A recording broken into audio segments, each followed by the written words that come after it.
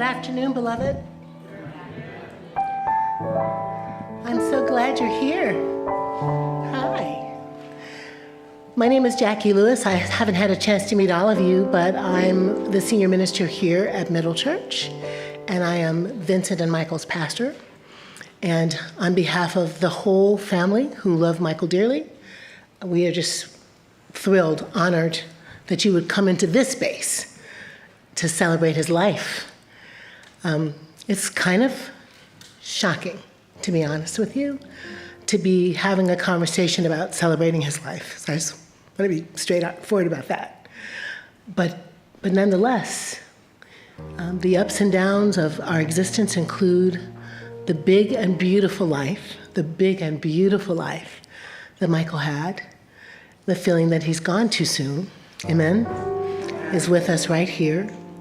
And I want you to know that in this space, you are welcome just as you are, with your tears, with your feeling of, oh my goodness, why, with your soft spots of memories and joy and giggles of some outrageousness, because that's also part of the big and beautiful life, right?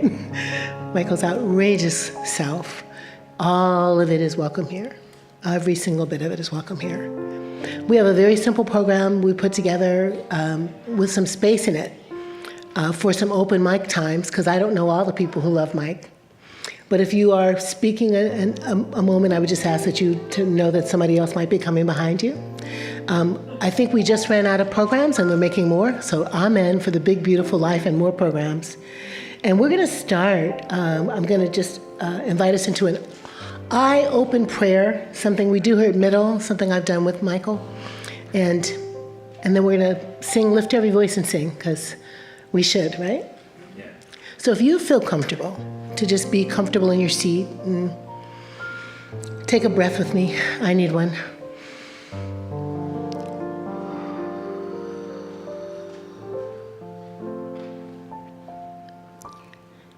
It's Vincent Hugo who famously said, to love another person is to see the face of God. I like to flip that a bit to say, when we see the face of a beloved, we're also looking at God. Each of us bearing the divine spark. So I'm looking at you, and maybe you'll look at someone else, and I'll just say, Holy Spirit, you're here. You were here when we got here.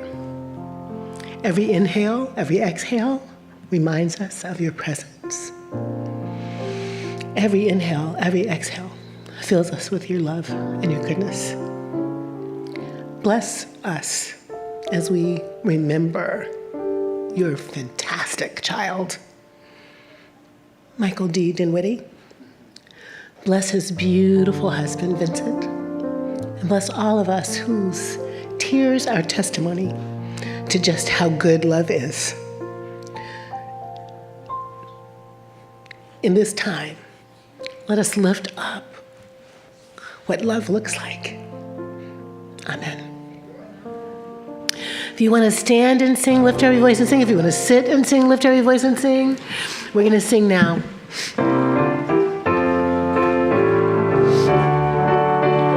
On the back, don't be ashamed if you look at them. It's okay.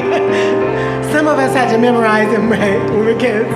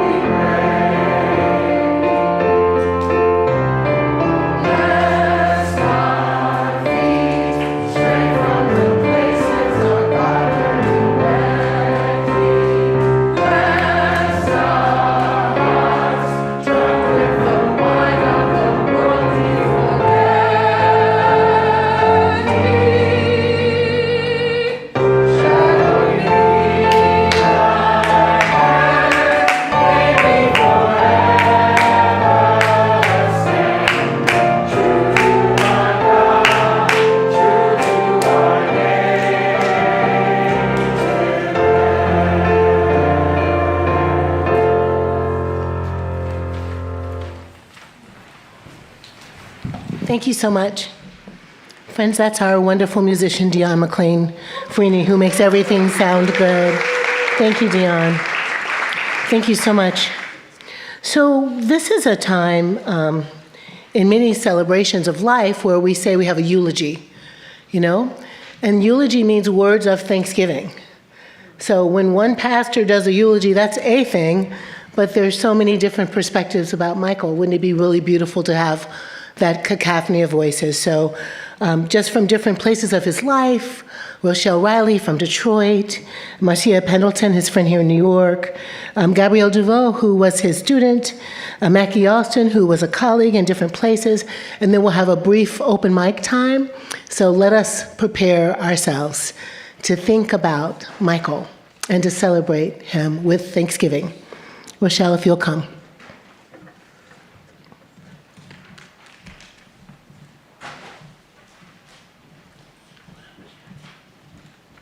What up, though? I'm a little surprised because I wasn't sure that I was supposed to do this or could do this, but I cannot not do this because Michael would not have it.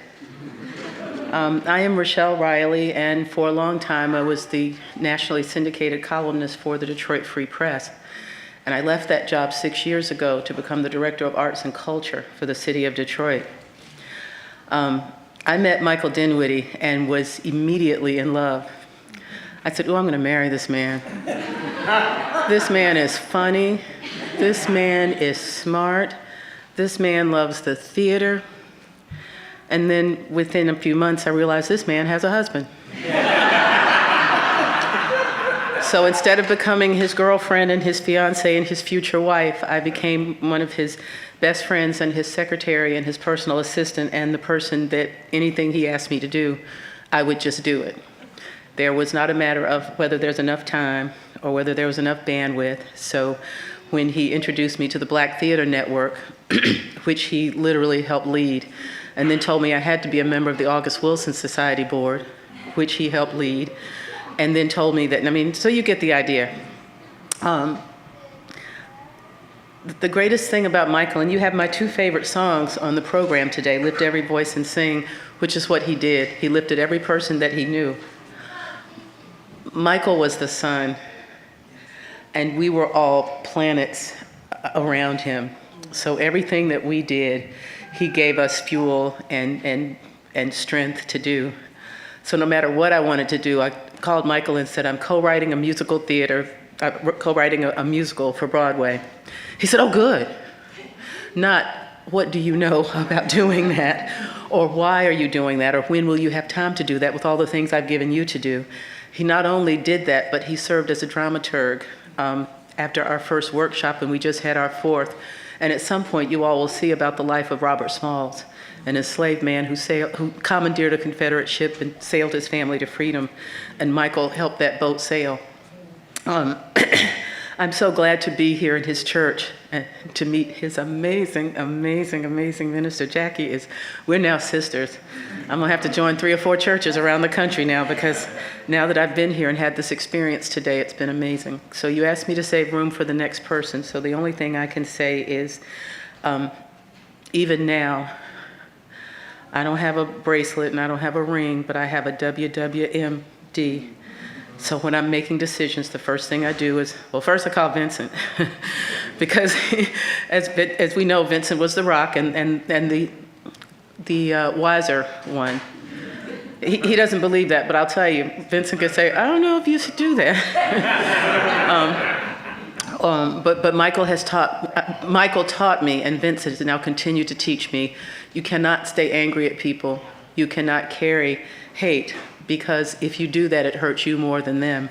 So he has taught me to be disappointed. So whenever I'm like really upset and I want to kill somebody, I can't call Michael, which I would do, and he'd go, child, we're gonna go get him. I will call Vincent, who says, no, just remember that you're disappointed. So I am thrilled to be here with you to bring you greetings from his friends and all the people who loved him in Detroit, where when he was 17 years old, he started the Satori Theater with his classmate, Kathy, and it at the time was the most important community theater in Detroit. because nobody else was doing what these young people were doing about what was happening, about, what was America like for us, and it hasn't changed that much. So to him and to his honor and to my dear friend Vincent, my brother, I am glad to be here to tell you that Michael lives forever because he is the son. Thank you.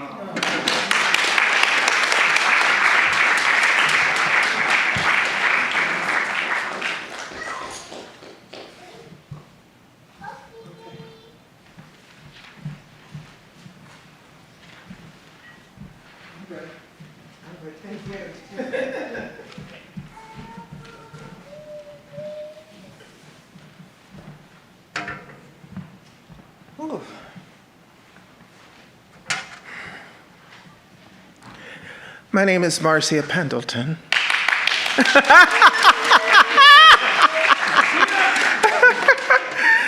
And Michael was one of my dearest friends. He was my brother. He was my collaborator. He was also my co-conspirator. And I miss him. I really and truly miss him. We'd talk, we'd laugh, we'd conspire. Maybe about 15 years ago, I was ready to give up doing what I love. And it's audience development. It's bringing in people to the theater, to the performing arts, especially people from the African diaspora, especially young people, to hear our stories. And I think I had fallen out. It's very easy to do with a Broadway producer. And I was ready to not do it anymore. And Michael said to me, "You don't let anybody run you out of what you do, of what you love." So he invited me to his office, which was a favorite place for me to go because it was surrounded by books and love, and it was just such a comforting and sacred space. And at that point in time, our forever First Lady was on the cover of, did I just say that? Yes, I did. Was on the cover of Ebony magazine, and I was in that issue. They did an article about those of us who did different kinds of work. And he said, "Bring the copy of the magazine. We're going to make copies of the article. And then we're going to sit down and we're going to write a note, make a list of everybody that you want to share that information with. And then we're going to put it in envelopes and mail them." And he mailed them at the expense of NYU.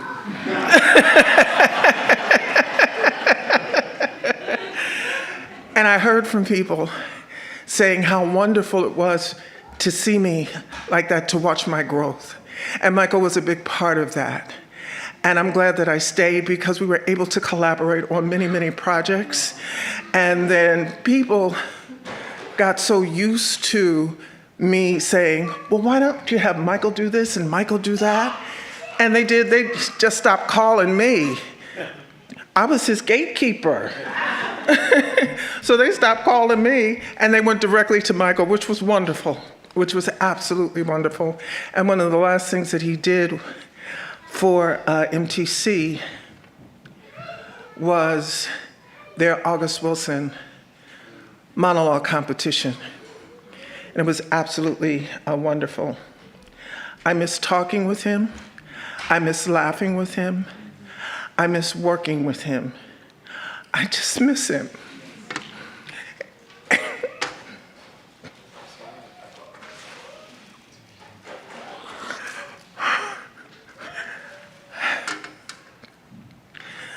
But he will forever, thank you, forever be a part of my life, be a part of my heart.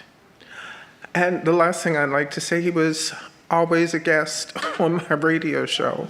I called him I called him my scholar in residence. He always brought it. He always brought it. His level of excellence was beyond. So thank you very much for asking me to speak. And I'm really glad to be here in this church once again. I'm glad that this is here. I'm a member of Emmanuel Baptist Church, but I would sneak away every once in a while and come to and come to Middle Church and hang out with Michael and Vincent. Michael used to be my plus one. On many occasions, we met 25, 30 years ago. And then he met Vincent, and then they were my plus two. So thank you so very much.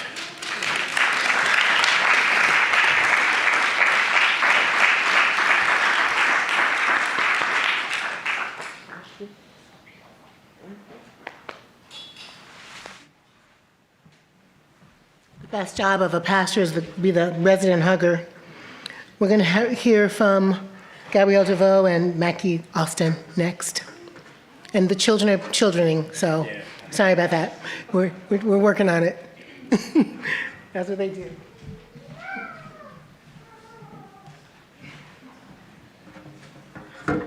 Hi, good evening. Two of those childrenings are mine, so you're welcome. Rochelle and Marcia, thank you so much for those words and reflections. Absolutely stunning. Vincent, we love you. This message is on behalf of my husband, Joel, my family, Jackie and John, of course. Michael, green hat, red hat. Red hat, no hat. Red hat, green hat. Now, this is not an ode to a Dr. Seuss racist picture book, but rather to one of our photo booth memories of Michael and Vincent from our wedding. This ode to joy, if you will, is now hanging in the stairwell of our home. I'm not sure who gets more joy from passing these photos each day, whether it's Joel and I cracking up at the creativity of our loved ones, or the O's, Ophelia and Octavius, who have exited the building, inquiring about more stories and legacies of their aunties and their uncles. To have a mentor in common with your life partner, I hold as a gift. That was Michael to Joel and myself, a mentor and a gift. Not to take anything away from the Reverend Doctor herself, but when Joel and I tell our story, Michael is an essential and profound catalyst and memory along our journey. As two proud Gallatin graduates, except for when they call at 7:12 p.m. every night asking for more money, Michael facilitated our journey, instilling confidence in both of us in a way that there was no doubt. Yes, of course, it can be done. Michael believed in us even before we believed that we could do it ourselves. My brilliant Joel returning to get his college degree, and me finally writing and defending my master's thesis while pregnant with Ophelia. For both of us, the work we were immersed in was fascinating and inspiring, albeit immensely challenging, and many grueling stretches spent at Bope's library. If you know, you know. However, with Michael by our side, he made this tediousness seem effortless. Achieving excellence within himself and within others was unspoken magic. Toni Morrison said, "Remember that your real job is that if you are free, you need to free somebody else. If you have some power, then your job is to empower somebody else." Well, dang, if pulling others up with you wasn't a Michael Dinwiddie superpower. Michael had a way of making you feel seen, valued, and capable of more than you ever imagined. Joel and I will always remember Michael's infectious joy. We cherished our time joining him for table reads for new projects or film screenings for independent Black filmmakers. Michael's creativity, his wisdom, his laugh, his for real hugs, his smile, and of course, the impact of his legacy had on our journey and the light that he brought to every space is one we will never forget. Even though Michael is no longer physically with us, I absolutely sensed his energy and delight in this space earlier today during the service, and of course when the double clap started for Lift Every Voice and Sing. And I know that Michael's spirit lives on in the best parts of all of us. And for this, we are forever grateful. So when the kiddos point to these joyful photo booth memories and inquire for another story, we can say, that's your Uncle Michael and your Uncle Vincent. They taught Mommy and Daddy, show up for your people. Love your people. Lift up your people. Thank you all.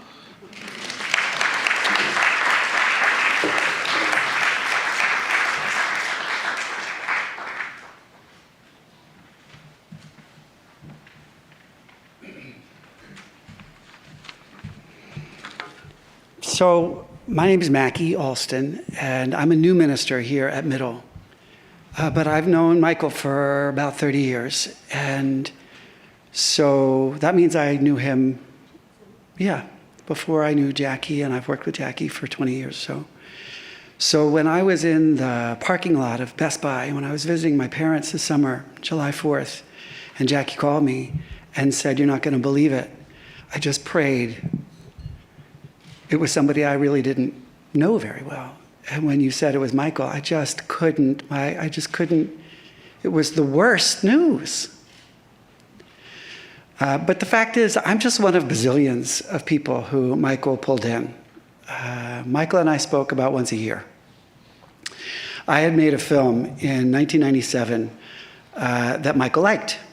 And it was about finding my roots and told the story of connecting with my Black and white folk in my family and how we wrestled with the good, the bad, and the ugly in the history that connected us and divided us. And so he would show this film once a year in his class of first years that he taught. And so that would mean, I love the story about the orbit. I felt like, literally, I had written that in my journal when I was thinking what I might say today, that I came into the orbit of Michael the sun, and once a year he would pull me back in, and I just prayed he would never tire, he would never find the better film. And for whatever reason, this story worked for him, or this conversation worked for him and for his kids, for his students, for his young adults. The other thing that I want to witness to is, in as much as I am one of the bazillions of people who Michael touched and moved, who fell in love with Michael, I watched his students enchanted by the spirit of Michael, year in and year out, and year in and year out. I remember seeing a video, some of you may have seen it, that Ancestry produced of Vincent and Michael going perhaps to a family cemetery. I looked for it, I couldn't find it this morning, but that was related to this film, and so it makes me recognize that for 30 years, Michael and I have talked about our ancestors and the blessings that they bestowed upon us and the curses. And now Michael's an ancestor, right? So I have a bulletin board on my bedroom wall with all the people I love the most who've died. And I talk to them every morning, and it just occurred to me this morning that this is going up on the wall. And I think that the question I would leave us with, because it's the question Michael leaves me with. Michael was so fabulous. We would bump into each other on the street, and the sun, just you were the person he wanted to see the most, and he was going to make it known to the whole block. I want to be an ancestor like Michael. I want to live the rest of my days in a way that I might be proud of, and that I might hope those I've left behind celebrate like I see on this day. Thanks for inviting me to testify. I know that each person in this room would share an equally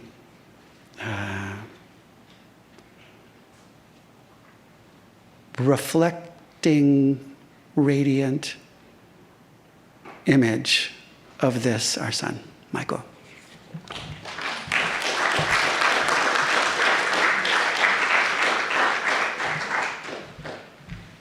There is space to share. Dion.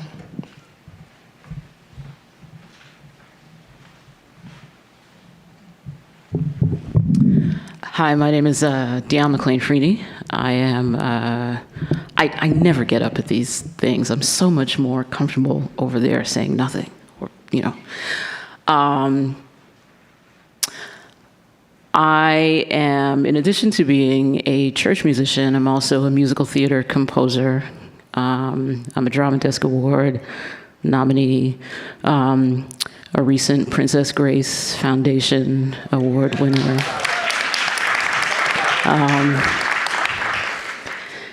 And one of the most recent projects that I worked on was a reimagining of Showboat, of all things, at NYU Skirball with their Under the Radar Festival, and I thought about going into that and how odd it seems to be a Black woman working on like a problematic fave. And that's one of the things that Michael and I actually wound up talking about. One of the last encounters that I had with him was he was leading this discussion after the show had closed. It turns out that when you reimagine people's favorite things, like they tend to get pissed off and leave, and things like that during the audience. And every performance, at least 5 people would get up and walk out. Because of the way that we had redone the show, including adding some new arrangements. I was also the vocal arranger on that. And I remember Michael was just really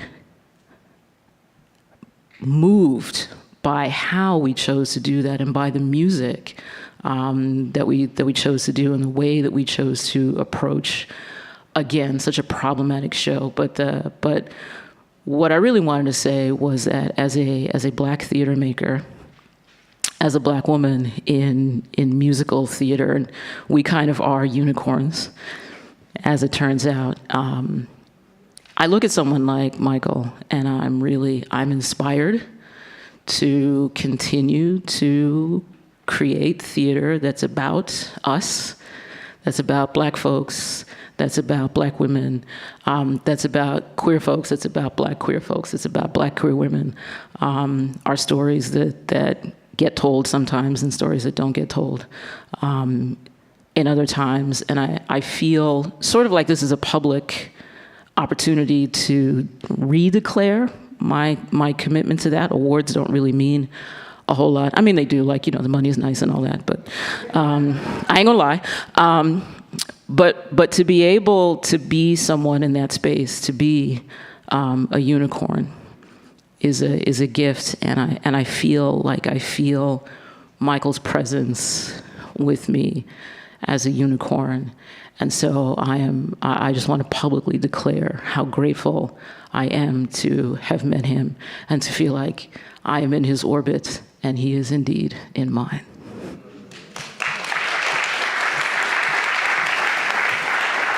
Thank you, Dion.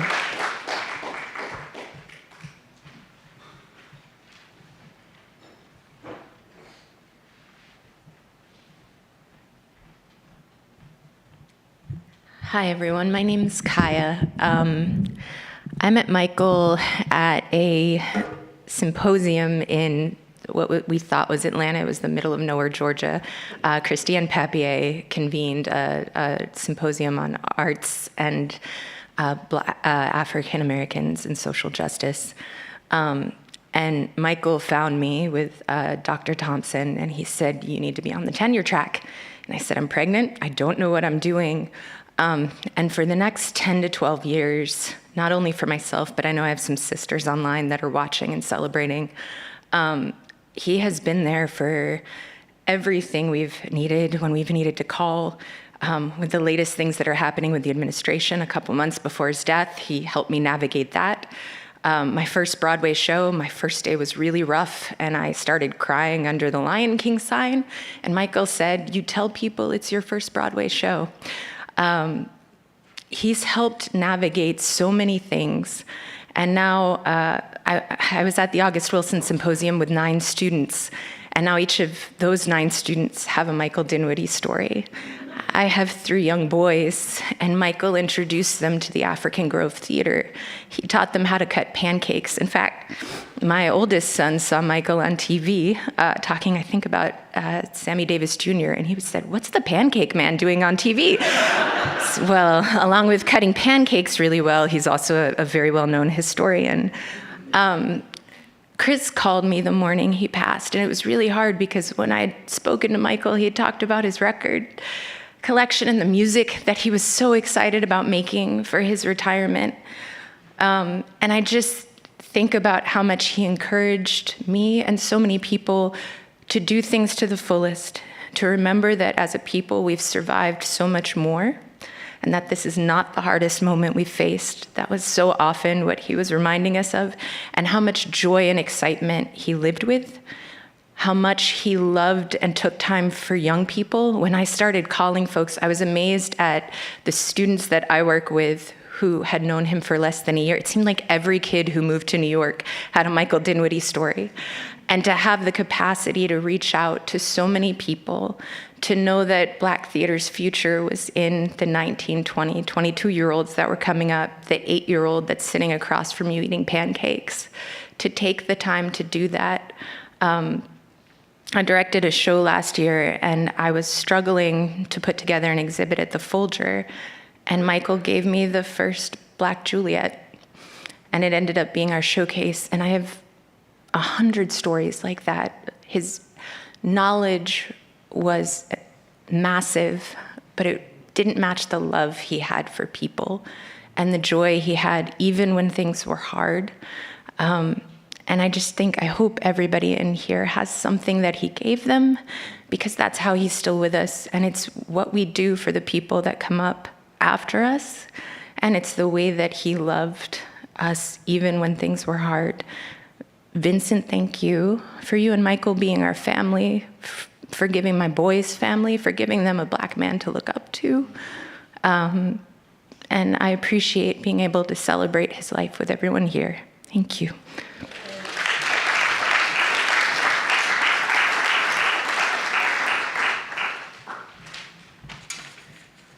Hello, everyone. Oh, microphone. My name is Chris Berry. Why, thank you. I had the privilege and honor of meeting Michael at a Black Theater Network conference in LA. I believe it was either 2010 or 2012. And I was a graduate student at Brown, or just leaving Brown. And I remember Michael standing up and saying, I'll be the next vice president. And then that was my first introduction to him as a human. And, right, but it was also, what I didn't know was the introduction of someone who would be an example of never being a passive participant in anything that he did.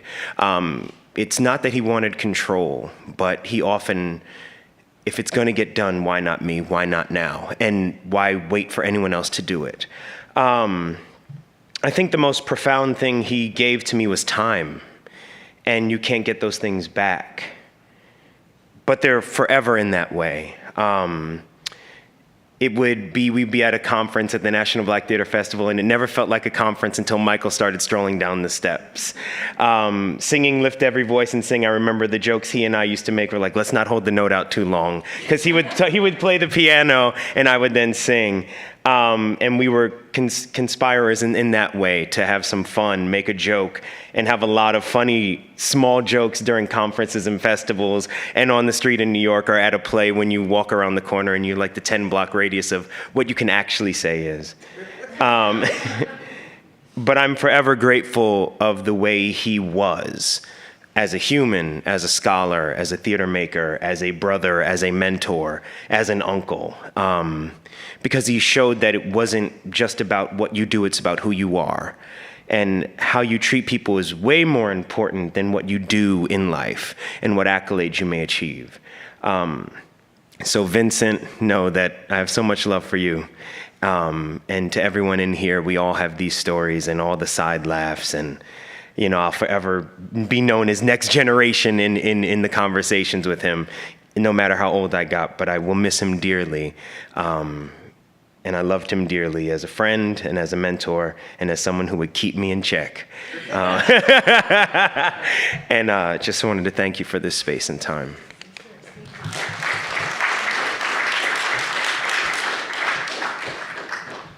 How y'all doing? My name is Christopher Dinwiddie. I'm Michael Dinwiddie's nephew. And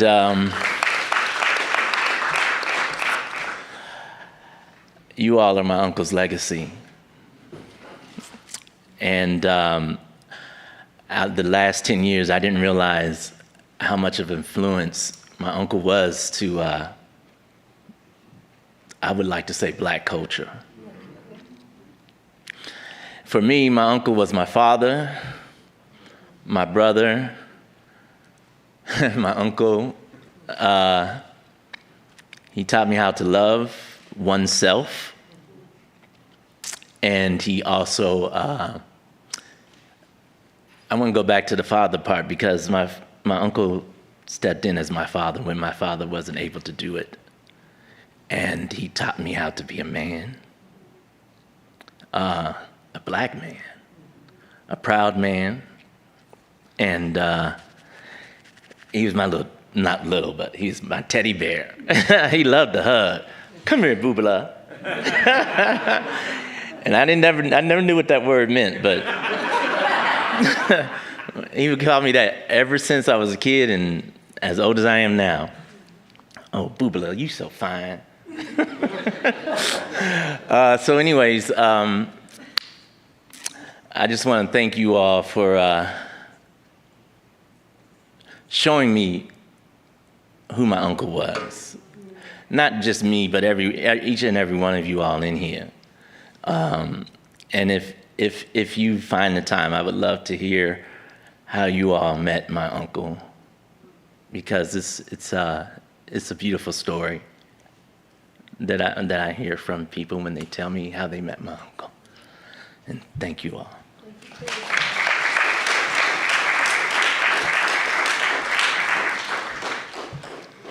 Hi, everyone. I'm Fabienne Doucet. I'm a colleague of Michael's from NYU. When I came to NYU 19 years ago, Michael was one of the first people I met as a baby professor. Nervous, not knowing what all of it meant and how it was all gonna unfold. But Michael was so welcoming from the beginning, with open arms, just always the brightest smile. I feel like if NYU had a mayor, it would be Michael. That's the kind of just energy that he drew. And so he had all this, without even knowing me, right? Like, so excited for me and so proud of me, and just so, believed in me, like, you're gonna get tenure. I'm like, you don't even know me. And that means so much. And then over the years, he just was always that source of just persistent and constant positive energy and reinforcement and encouragement. And so throughout my career, I just have felt so grateful that someone like Michael was a person at NYU, because, the academy is a mess. And there's just so much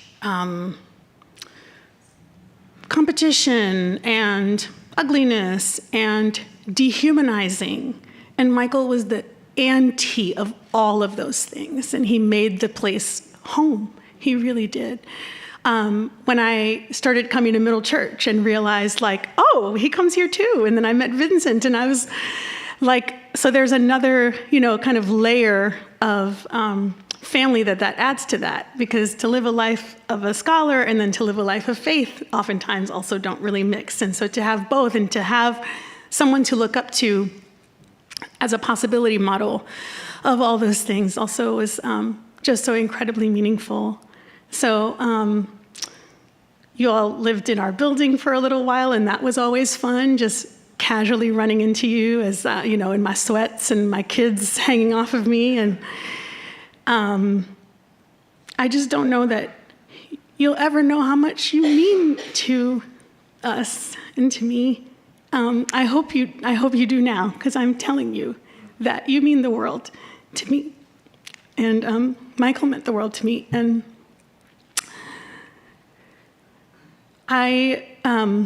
we've been talking about him living on in all of us, and I really feel that. So I really feel that when I welcome a new Black faculty member who's scared and not sure if they're going to make it, I'm carrying Michael forward, and that's such an incredible gift to be able to do that. And so thank you, Michael, for being a mentor and for your faith and belief in all of us. We miss you so terribly.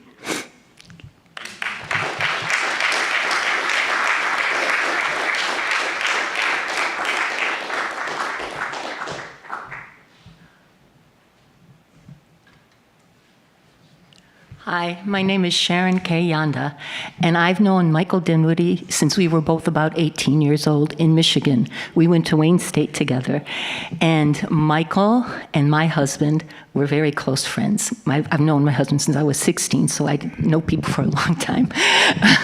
But anyway, when I got married, when my husband Michael and I got married in Detroit, Michael was at the wedding, and I remember being so thrilled that he was there. He made sure to come. And then when we moved here, it's a long time to be with somebody all your life, since you're 18 to now. He was like an uncle to our son who adored him, and he adored him. And Michael, when we studied theater in Wayne State University together, and I was afraid of singing, so afraid of singing, and that's all part of the program. And so I got into this musical. It was called OK, and I had to play this girl named Nellie Kelly, who got on a swing and sang, and Michael played like he had an accordion, and I was like, Michael, every night, what's my key? Because I was dying, and he'd sing it for me, and I could still do it. It's the same, it sticks in my head, because he would give it to me every night before I went on this big swing to sing. And Michael's always been there. In fact, when I got older, my son, became a mom, and other family obligations, I said, I'm going to go back to singing.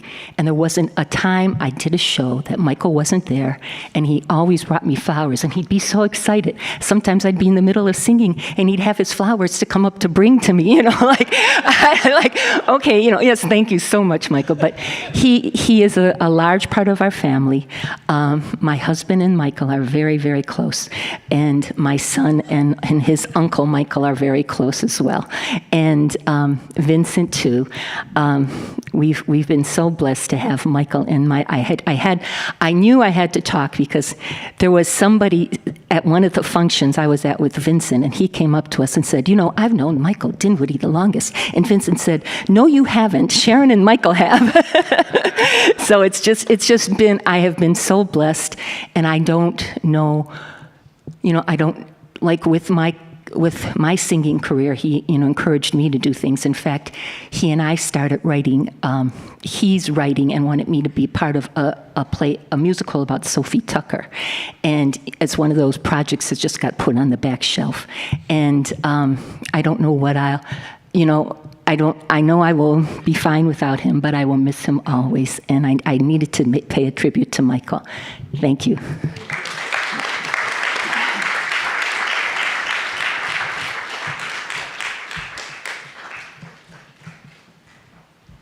Hi, my name is Janet Hill Talbert, and I have known Michael since I was 4 years old. He was my bus supervisor, bus 9 in Detroit. He's 8 years older, 9 years older than me. So anyway, and our families are friends in Detroit. Michael and I could play a mean game of phone tag. But when it mattered most, we connected. Around close to the end of June, I was cleaning up. I had a friend coming to visit, and I found, I had had it for many years, this wonderful poster of Richard Hunt, the wonderful sculptor who was Michael's uncle. And it was from the cousin, from the Studio Museum in Harlem. And it was, a poster brochure, and it was folded up, and I had it, and it was beautiful yellow. And I thought, you know what? This is for Michael. I should give this to Michael. 2 days later, I was walking around in the village and got a copy of the Brooklyn Rail and opened the Brooklyn Rail, and then there is an article about Richard Hunt. I thought, okay, this is it. So I called Michael. He called me back. He said, "Child, I got to tell you what's going on. A couple days ago, I was diagnosed." And I said, "Well, can we come over? I want to give these things to you." So on June 28th, we went over. We visited with Vincent. My husband, Aaron, and I is here. And we had a wonderful visit. We sang. As we were leaving, my husband had a little prayer. We left. Michael played the piano. We sang a little. And we laughed and we hugged. And then the following week, that was the 28th of June. And then on the morning of July 4th, my sister Ellen, who's very good friends with Michelle, his sister, called. And I said, there is no way. There is no way. But it's cliche, but clearly God needed another angel. And so happy to have experienced his light, his love, his graciousness. He wrote the best letters and notes and everything. I mean, the thank you notes, the little notes, or the congratulations. He always was so gracious and so kind and so loving. And so, Vincent, we love you. All you Dinwiddies out there, we love you. And just grateful to have been able to know him.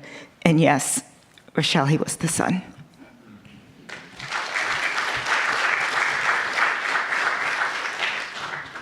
Good afternoon.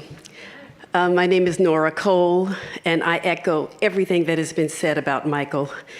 And yes, the sun came out every time you met him. Thank you for this opportunity. There are so many of us in the theater community who have not had an opportunity to pay our respects to you, Vincent, and to the family. And so I stand here in that gap. I don't know when I met Michael. I don't know. I know I've known him at least 20 or 25, maybe 30 years. Many years ago, I went to him because I wanted to get my master's degree. And I went to the Gallatin School because I wanted to create my own program. I told Michael what it was, and he said, "You can do that by yourself. You don't need to go in debt. You will owe this much money, so you go and do it yourself." And I did.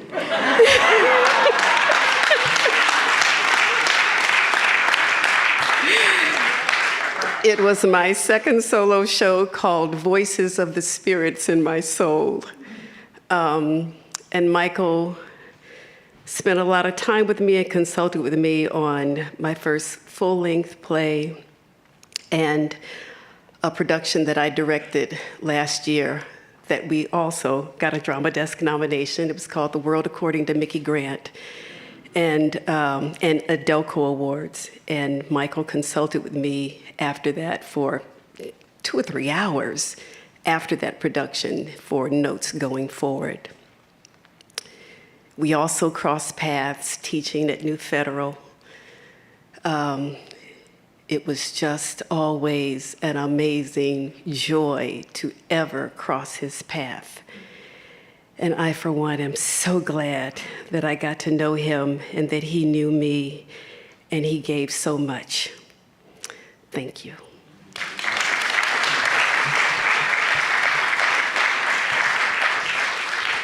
Yeah. Hi, come on. Yep.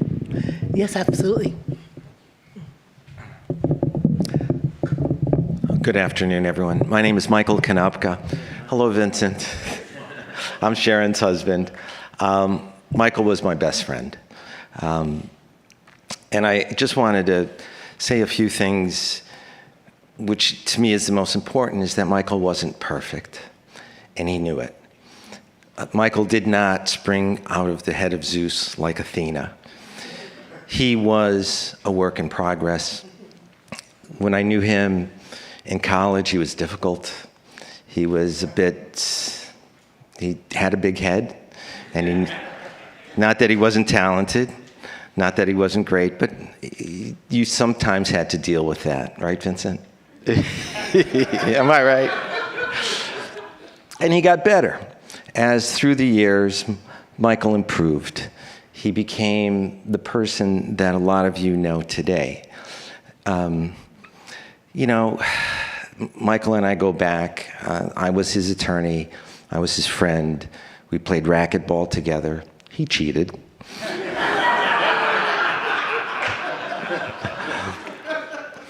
But the thing that I'd like to leave you with is you all have a part of Michael inside of you.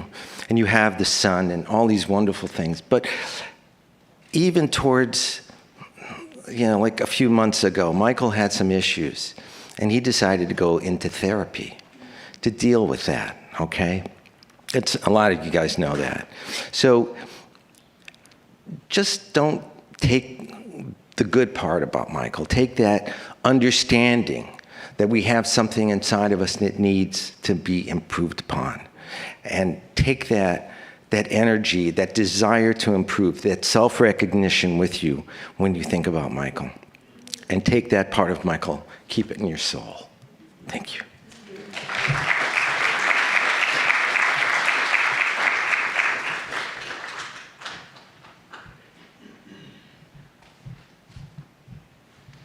Hello, I'm Rashada Abrams, and I met Michael somewhere in the 90s when I got out of school.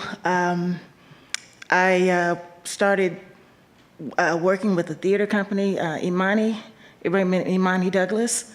So that's where I met Michael, and she was doing his beautiful LaSalle's. And somewhere in there, he had me reading his Carelessness of Love, which is where our journey returned in April. But what was that? Okay, so we'll keep going. Okay, so all through the years, Michael has been there. In theater, we're in and out of lives, and I went to NYU, but I was in Tisch, But it's interesting that I decided, I was doing a play, a reading of Lawrence Holder's, and it was about Mary McLeod Bethune and Eleanor Roosevelt. And there was so much history in there that I had unearthed that he hadn't dealt with. He said, well, write your own play. So I went to New Federal Theater. And Michael was one of the teachers. And Michael, I had already done research to try and reach out to the granddaughter. And Michael said, hey, I know the granddaughter. So he put us together again, but she already met me before. And when I finally, this is like in 2015, when I finally produced the show myself, I said, how do you do this? Well, I think I need an expert. Michael was right there. He says, okay, I'll be an expert. So when my first show, he was there, moderated, and had so much history. And of course, over the years, I come to understand how much history this man has, and so much love in all of his students. So I'm a student from New Federal, but also a collaborator in terms of trying to do what we do in this world. So then Michael called again, Crossroads in April had their Genesis Festival, and I was introduced to Crossroads with Imani years ago. So I was like, oh wow, I'm coming back to the family. And Michael had me do the same role. And we're on the train going home, and Crossroads had given him all this information. I mean, notes and whatnot. And I think he and Vincent were gonna take a trip, and Michael was gonna make changes. And we're talking about things. He says, I'm about to go on sabbatical, and you and I should work together. I'm like, okay, yeah. And I'm telling him about plays I'm working on and whatnot. And so cut to, we go back in to do the play, and Michael had made no changes. And so, and it was fabulous, and we had a wonderful reading. And then I went to see a show. We won't say the name of the show, but Michael and Vincent were coming out of MTC. I was seeing the show next door, and I reclaimed my time, which AJ told me. I reclaimed it because I was like, you know what? This is cool, but I don't need to see the second act of this because I kind of got it, and I have to go home and work on what I'm working on. If I hadn't stopped and come out of that theater, I wouldn't have run into Michael and Vincent. And Michael said, hey, I got this show about Black excellence, and it's going to be at the library. And you're one of the people I meant to invite. So I came to that. That was the last time I saw him. And what they were talking about was wonderful.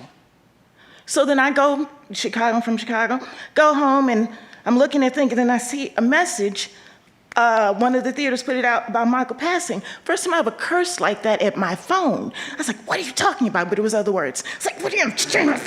And then I called people, and it's like, it's unbelievable. However, we come back, and we have this beautiful evening a couple of weeks ago, or last week, whenever it was, at the library. And I'm like, wow, I know somebody who is this talented. You gotta go to Lincoln Center and see this exhibit. It needs to really stay there for longer than February. And it needs to move on so we all, So all that I'm saying is, I reclaim my time. God gave me an opportunity to see Michael and Vincent. And we always see each other, at the festival and everything. And Michael says something off the wall crazy. I look at Vincent like,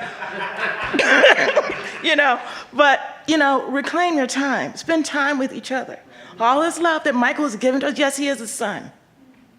We all have the son inside of us. So I'm going to stop now, and I'm going to just say thank you all.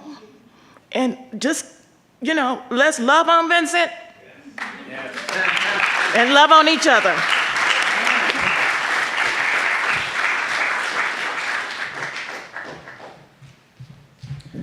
Hi everyone, I'm Daryl Alejandro Holness, and I am a professor and a playwright and a lot of things. And I met Michael at a Black Theater Network event that was at B. Smith's many years ago. And I was in the corner. I had just moved to New York. I'd been to New York maybe less than a year. And Michael just kind of like plucked me from the wall and just asked me who I was. And I told him I was from Panama. And he was like, oh, Panama, I've always wanted to go there. And he asked me what I was doing at the Black Theater Network event. I was like, I got an email. I just wanted to go check it out, but I had no strategy. And I was like, how, what am I going to do? And he was like, this is what you're going to do. Of Backstage Pass and with he Leah predicted Chang. my future I'm your for host, the Black Leah Theater Chang. Network event Come at with B. me Smith's. inside the New York. And I was teaching at Rutgers at the time and living in New Jersey. And this opportunity came up to teach at the Gallatin Summer Theater Lab. And Michael reached out to me. And I was like, I've only taught formal classes. This whole mentorship thing across a month is intensive. How am I going to do that? And Michael said, here's what you're going to do. And he just gave me a plan for the full month of exactly what I was going to do. So this transpired throughout my life. I had the opportunity to apply for a tenure track job and start teaching at CUNY. And I called Michael, and he was like, here's what you're going to do. I got the job, right? And when I started dating someone seriously, I was sort of like, well, here are the circumstances, this is who the person is, this is my family, this is his family, whatever. And I'm like, I don't know how all of this is gonna work.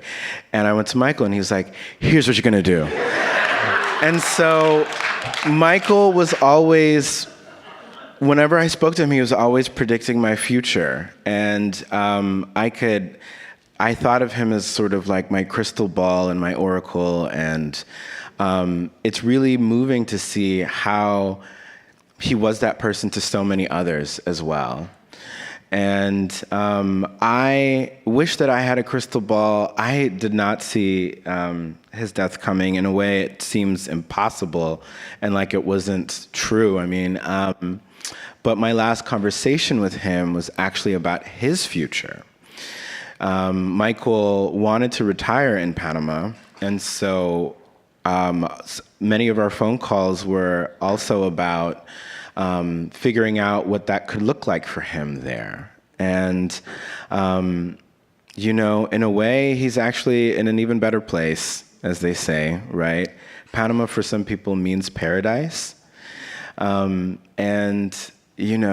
I'm sure the Reverend will come up here and make this, sort of like, yes, close it all out with something really beautiful. But I didn't see this coming, and I don't know that Michael did either, but either way, I think that he's exactly where he needs to be,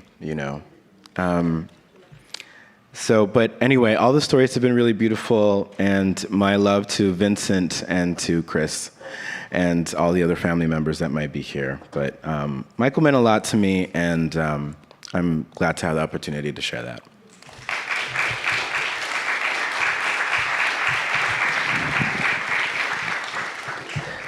We're going to take a breath, breathe in on all the beauty of those stories,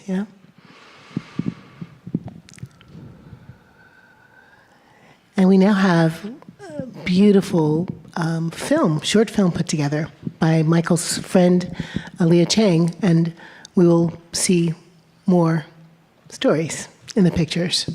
So.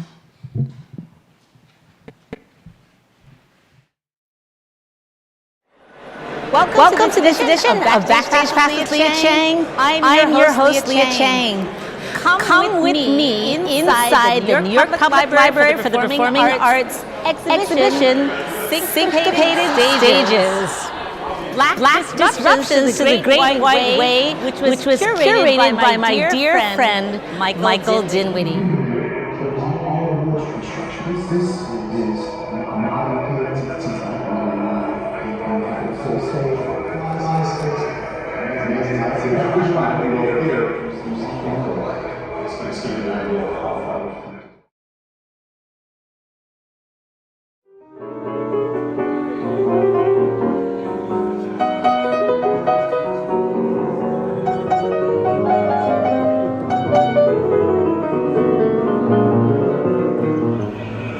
Hello, my beautiful siblings.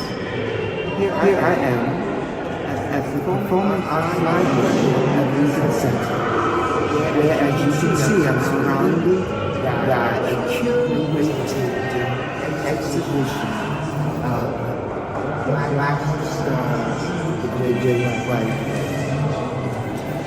My good friend, buddy, colleague, Michael Dinwiddie, put this exhibition together before he was called home to receive his golden crown. So we are celebrating all the contributions that we as a culture, as a family, as a community, as history brought to the Great White Way. And we give our share to our common ancestor, Michael Dinwiddie. Ubuntu.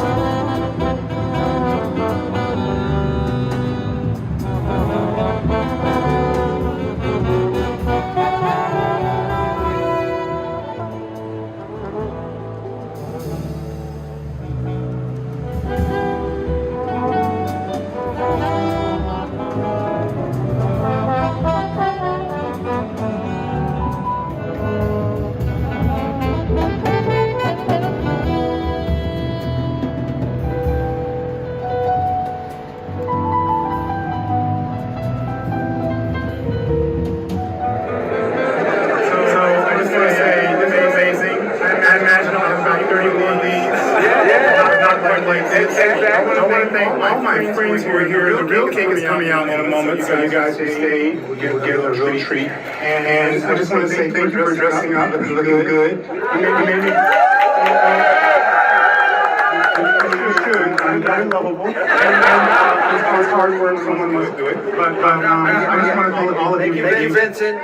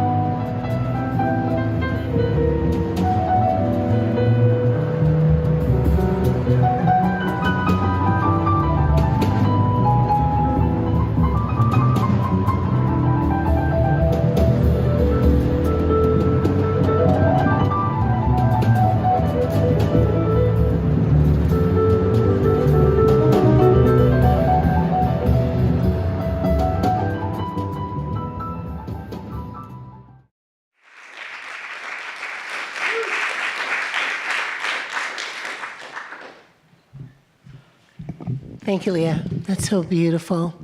We're going to take a road trip to see that exhibit. Anybody want to go with the Middle Church crowd? Let us know. We're going to hook it up. We'll be on the website and in my socials. My little homily is a little homily because you've heard lots of beautiful words. I wanted to offer a love note to Michael and to Vincent. You know, we heard about Michael's diagnosis of his cancer just about 4 weeks before he died, you know? And often my crazy, busy life doesn't allow me to move the direction I want to, but that Sunday, it was like a Friday, and that Sunday, we came over to Vincent and Michael's house. John and I did. And, you know, pancreatic cancer, like, period, right? We know that that's not an easy thing. Michael might have been a little bit buzzed on a medicine, I'm not sure, Vincent, but he was his normal, zany Michael self, right? We've got munchies on the table. Michael's kind of trying to boss Vincent around. Vincent's not trying to be bossed around. There was just like a whole playfulness of like, oh, Michael, sit down, and that kind of feeling from Vincent. But what I wanted to describe for you was how Michael was. How Michael was in the face of this diagnosis. Just richly, completely, authentically himself. Played a little piano, had some jazziness, had some feistiness, had some joy, and stopped when it was time and went in to take a nap. But the thing that I want to leave us with was his own benediction for his own life. From his faith. I said, how are you doing? And he went, oh, child, you know, it's cancer. But I serve a God who is stronger than cancer. And he said, no matter what happens, I'm okay. Now listen, that's some preacherly stuff, right? No matter what happens, I'm okay. He said, because I'm in the bosom of my God. Man, I wish that for all of us. There's nothing magical about having faith. Michael has passed on. But he knew he was going to land in the center of God's grace, because that's where he already was. Now, I'm not trying to give you like magic theology at this moment. I'm talking about what Michael said. I know I'm going to be okay. And he is. We miss him. Right, Chris? But he's somewhere in the bosom of his God. And Vincent called to tell me about Michael's passing when I was about to preach. I lost it. And Vincent's all, Jackie, are you okay? Every single time you call to check on Vincent, Vincent's, are you okay? But I mean, are you okay? Who are you, sir?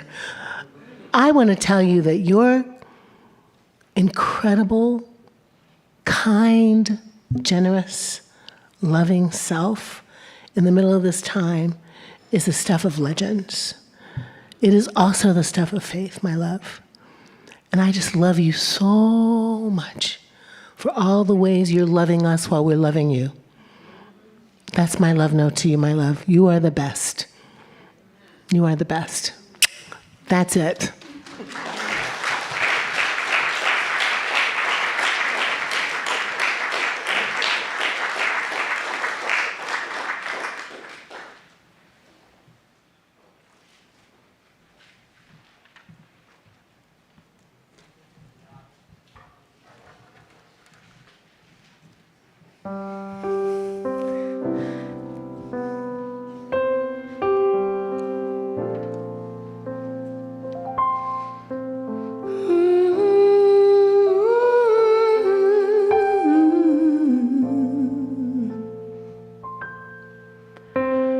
I dream, but not in color. Only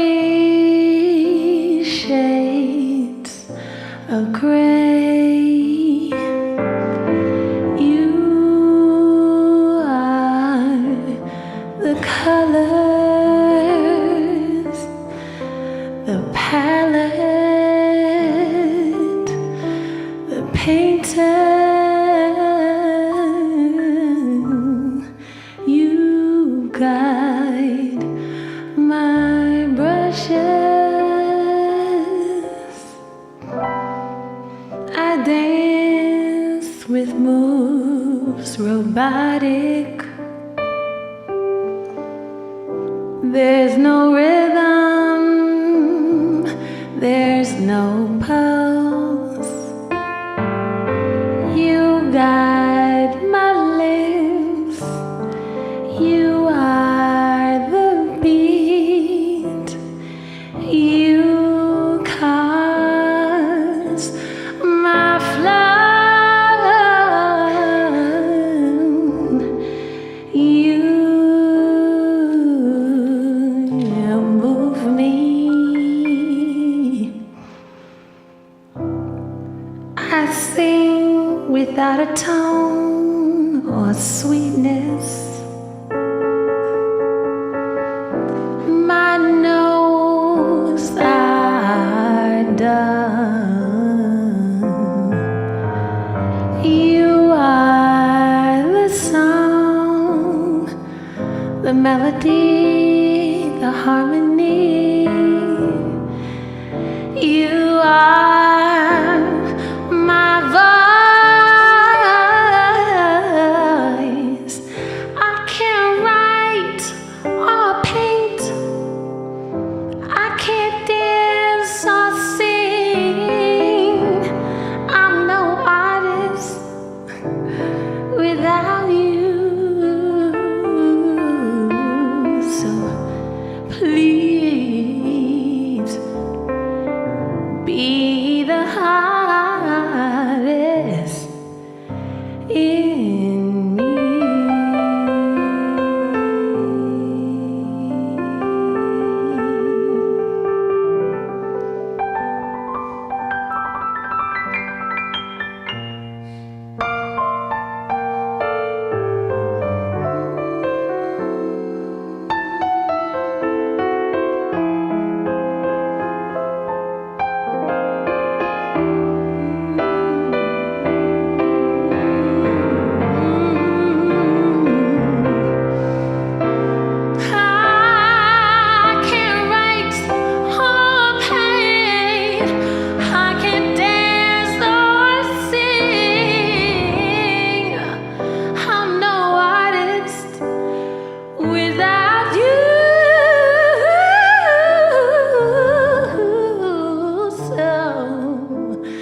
God, please,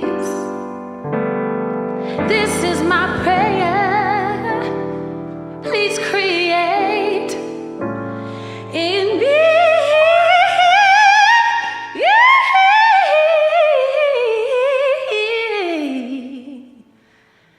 God, please be the artist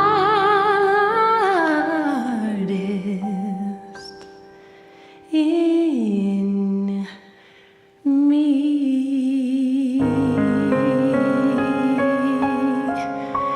In me.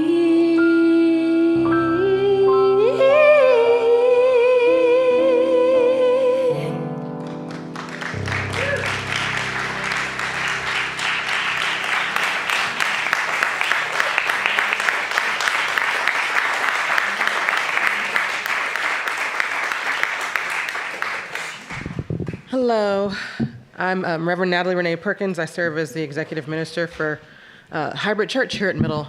And I think Michael is probably one of the only people who has known me in all of what I am in the world. As a minister here at Middle, as a chaplain at NYU, I just served there 10 years, and as a musical theater performer. And in all the spaces that I bore witness to Michael, he was fully himself. He wasn't anybody different in any of those spaces, and he showed up in all of what he could be. Do you know what I mean? So I'm hoping that you'd be willing in that same energy to stand and sing with me, Going Up Yonder, bringing your full selves as well as you're able.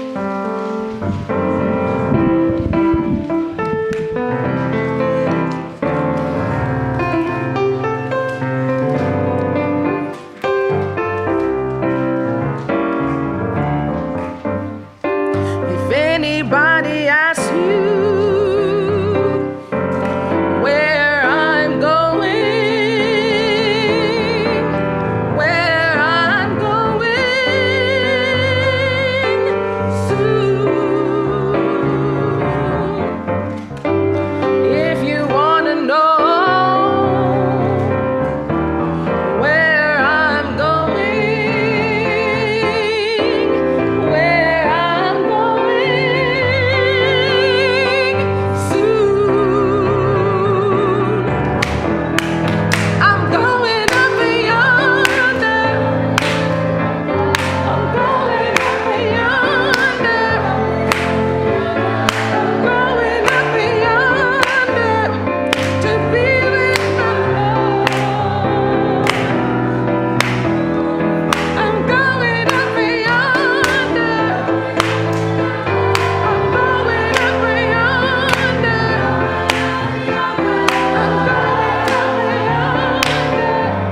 To be with my Lord. If I can take the pain, the heartaches they bring, the comfort in knowing I'll soon be gone, as God gives me grace, I'll run this race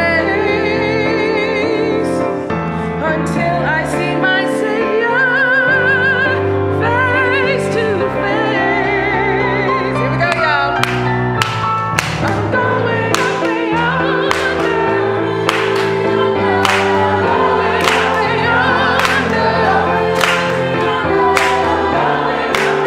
yonder.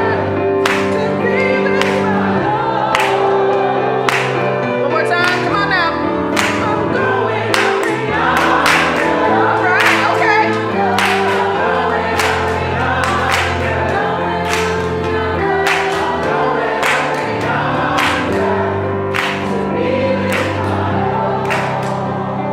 Amen, amen. Thank you all. Please remain standing if you're able to receive a blessing. I want to give a word of thanks to the Black Theater Network for the repast today. They sponsored that for us. That was very lovely, very kind. Building family. One last word from Rochelle and a benediction for all of us. Thank you very much, and I'm sorry I didn't mention this sooner. But for those of you who do know me, and for those of you who know me now, I am rabid and revolutionary about things that ought to happen. So the first thing is that Syncopated Spaces needs to be a permanent exhibit. I will be working on that. The second is for his birthday last December, I bought Michael the domain name AfricanGroveTheater.com because his preservation of that theater and its legacy was a big part of his life's work, and we're going to make sure that everybody knows that people know about it because of him. It is the reason it still exists, and we are going to celebrate Black Theater Day every year in New York because he wanted it. And the last thing is NYU Gallatin School has started a Michael Dinwiddie Scholarship Fund. Your minister will have all the information. I want everybody around the country to give to it because all of you who have talked about how he helped your careers, we want him to continue to help that with generations of other students. And I'll say one last thing, and thank you for indulging me. I have never been to New York for the past, maybe just the past decade, without it being a date with Michael. You know, I wanted him in the first place. So the last time I saw him, he said, "Child, we got to go see the Queen," and we went to see Gypsy together. But anytime he didn't have time for me, he said, "Take Vincent." So now Vincent and I do theater together. I took him to see Sunset Boulevard because he wanted to, and then he went to a party of theater professionals and yelled out, "Audra got robbed." I said, "You can't do that." And then we're going to the theater tonight. So thank you so much for indulging me one last time. The Gallatin School will be celebrating Michael's life on Sunday evening, October 26th at 8:00 p.m. You need to register for it, but if you go to Gallatin, NYU, you'll be able to find and go. We're going to give, we have some flowers for Vincent. Oh, wow. And listen, this is the time when the program says we're going to bless each other. So I'm Michael's pastor, but I lost my friend. My friend is, I'm missing my friend, like you're missing your friend. So rather than, could we just bless each other? I want to just change roles. Can you turn towards somebody, the one that's closest to you, make a trio, make a something. Somebody come bless me, Natalie. Whoa, come here. And this is what we're gonna hold on to each other, and we're gonna get into this Ubuntu space.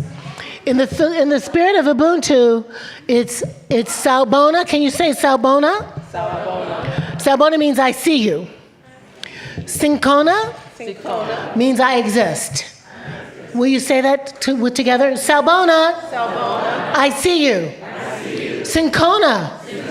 I exist. One more time. Salbona. Salbona. I see you. I see you. Syncona. Syncona. I exist. May God bless and keep you. May God make her face to shine upon you. May God lift up his countenance upon you, and may they give you peace. Amen. Amen. Amen. Amen. We're so glad you came today. Thank you.